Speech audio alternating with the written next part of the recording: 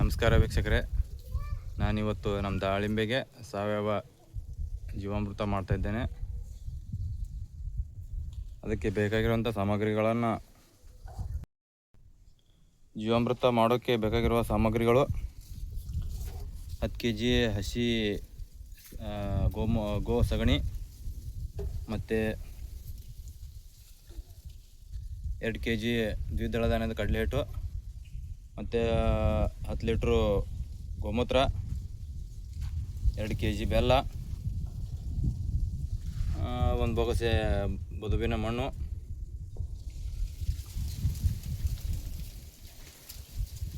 ಇಷ್ಟೆಲ್ಲನ ನಾವು ಇವಾಗ ತಯಾರು ಮಾಡ್ಕೊಂಡಿದ್ದೀವಿ. ಇವು ಒಂದೊಂದಾಗಿ 200 ಲೀಟ್ರ್ ಬ್ಯಾರಲ್ಗೆ ನಾವು ಸೇರಿಸ್ತಾ ಹೋಗೋಣ. ಬರ್ರಿ, ನಾವು 10 kg ಸಗಣಿನ ಇವಾಗ 200 ಲೀಟ್ರಿಗೆ ಸೇರಿಸೋಣ.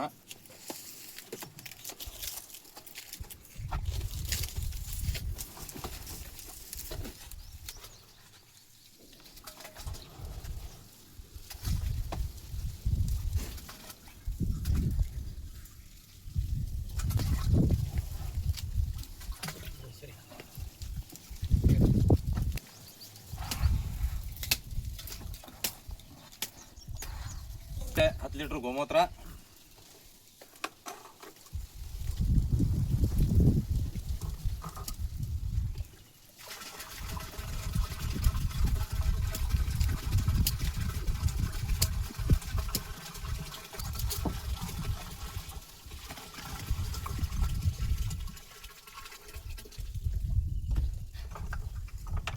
ಇದಾದ್ಮೇಲೆ ದ್ವಿದಳ ಧಾನ್ಯ ಕಡಲೆ ಹಿಟ್ಟು ಸೇರಿಸ್ತಾ ಇದ್ದೀವಿ.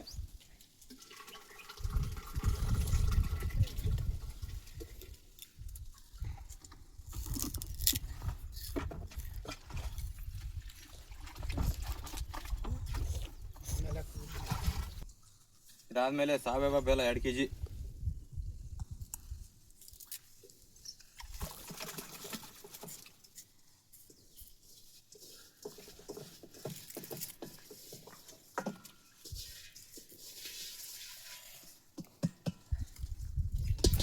ಇದಾದ್ಮೇಲೆ 1 ಬೊಗಸೆ ಬದುವಿನ ಮಣ್ಣು,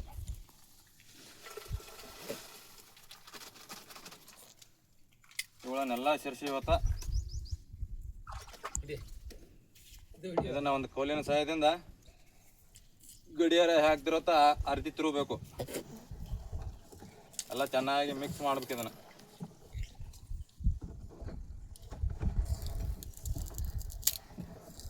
ದಿನ ಬೆಳಿಗ್ಗೆ, ಮಧ್ಯಾಹ್ನ, ಸಾಯಂಕಾಲ 3 ಹೊತ್ತು ಗಡಿಯಾರ ಹೇಗೆ ತಿರುತ್ತೋ ಆ ರೀತಿ ಬಲಗಡೆ ತಿರುಗಿಸ್ಬೇಕು. ಇದನ್ನು ನಿಧಾನವಾಗಿ ಒಂದು ಕೋಲಿನ ಸಹಾಯದಿಂದ.